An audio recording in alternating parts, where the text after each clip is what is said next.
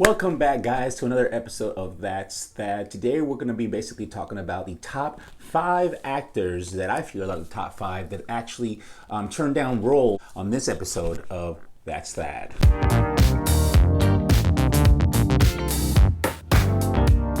All right, so for our first 2 actors, we're going to be talking about and discussing about is going to be Ja Rule and Ludacris. For most of you who didn't know, Ja Rule was actually in the first first Fast and the Furious movies.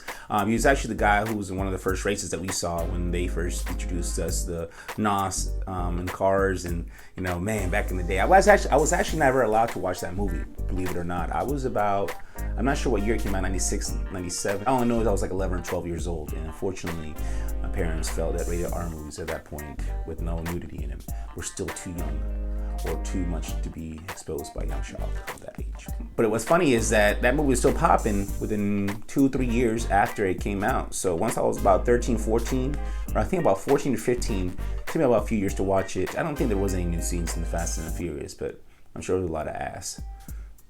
It would have kind of been weird for Ja Rule and Ludacris to be played. So why would it have been if Ja Rule would have played Ludacris? Because this is Ludacris right here. He's very calm. He's like, hey, man.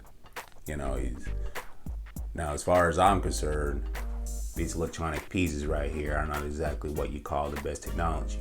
Very useful, but as far as I'm concerned, not what we can use. If y'all really want to play this job, we're gonna have to go smart. We're gonna have to go in real smart, and that's what I've done some planning.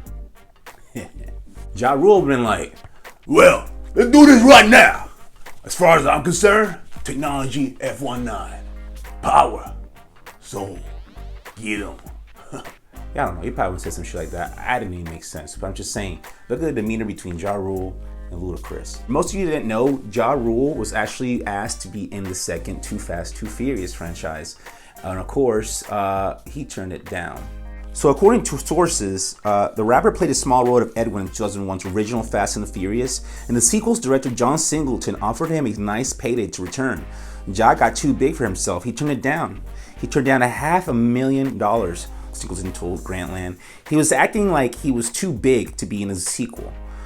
He wouldn't return calls. I went to the studio to get him. That's just my mantra. I deal with a lot of music people. He was kind of playing me to the side. I was like, what? What is this? This was all initiated by me. Then I made a call. I called Ludacris. Ludacris, of course, became a key part of the massive franchise, starting in 5 films so far. I'm sure Ja Rule is probably beating himself to the head right now, like, damn, I could have made myself another few mil. Congratulations, you played yourself. For our next pair of actors we're going to be talking about, it's actually going to be 3 actors this time. We're going to be talking about Mark Wahlberg and, of course, Heath Ledger and Jake Gyllenhaal. Now, if you're thinking about already what I'm thinking about, or if you're thinking you putting these two together, Heath Ledger and Jake Gyllenhaal were in Brokeback Mountain, and they... Never mind. Anyway, moving on to that.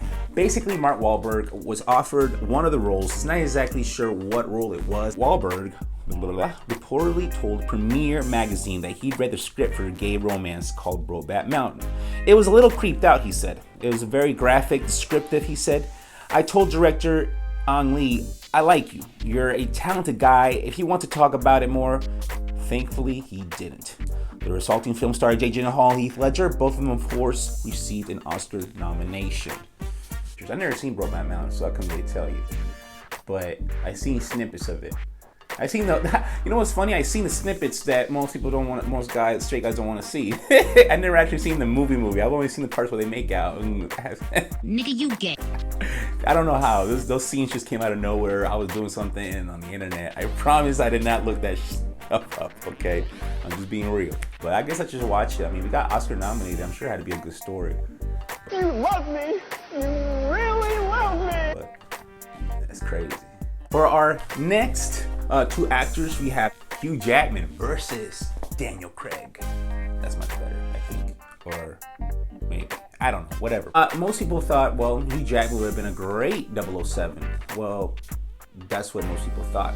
Unfortunately, Wolverine did not want the role due to certain creative differences. According to Jackman, when he talked to Variety, he told them that when the search was on for a new James Bond to follow Pierce Brosnan in Casino Royale, a call came asking if he'd be interested. He wasn't. And basically he had this to say: "I just felt at the time that the script had become unbelievable and crazy. I felt like they needed to become grittier and real," he said. And the response was, "Oh, you don't get a say in this. You just have to sign on." I was also worried that between Bond and X-Men, I never had time to do anything different. So there you have it, folks. We could have had Hugh Jackman, James Bond.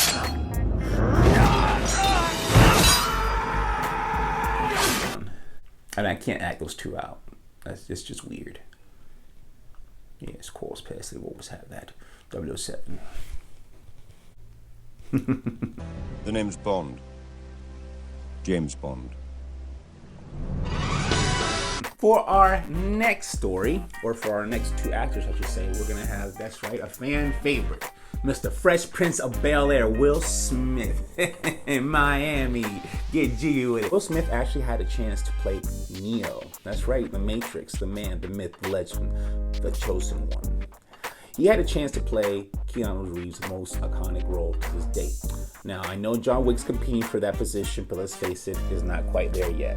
At the moment, although his career's taking... both turned down the lead role of the Neo in The Matrix, which ultimately went down to Keanu Reeves. In the pitch, I just didn't see it.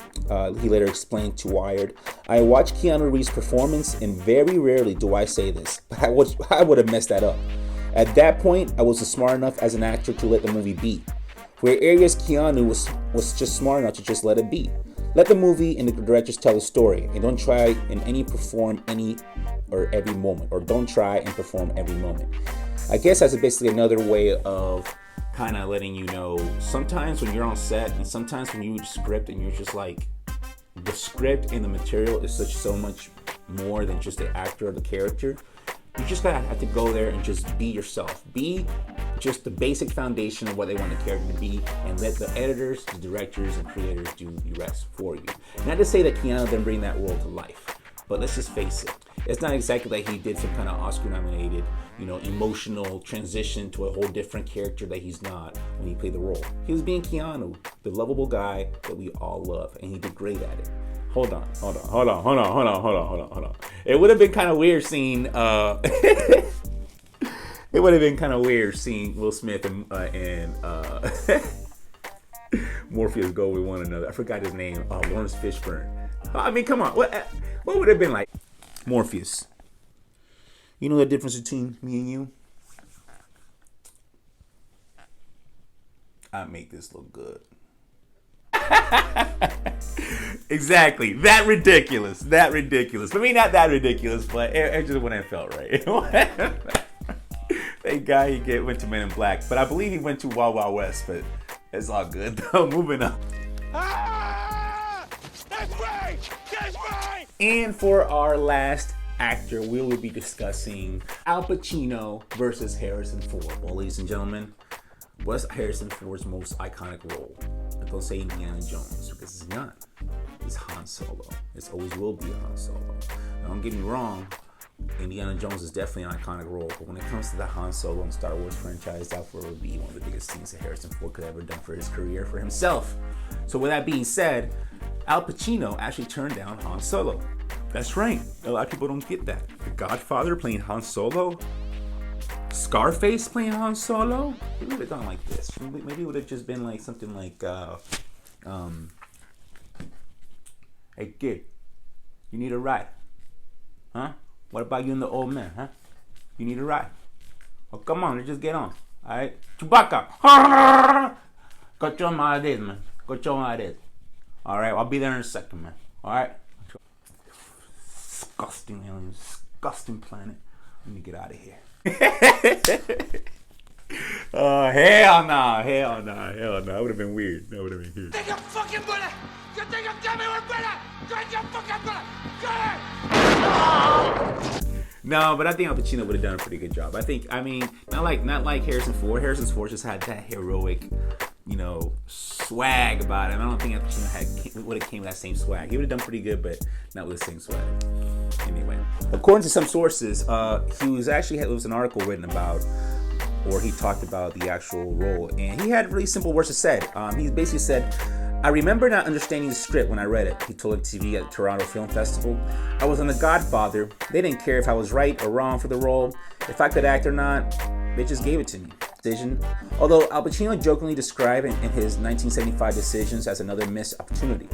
He was not the only actor considered before Harrison Ford took the part. Actors such as Robert De Niro, Burt Reynolds, James Caan were all courted. And how would Robert De Niro have played it?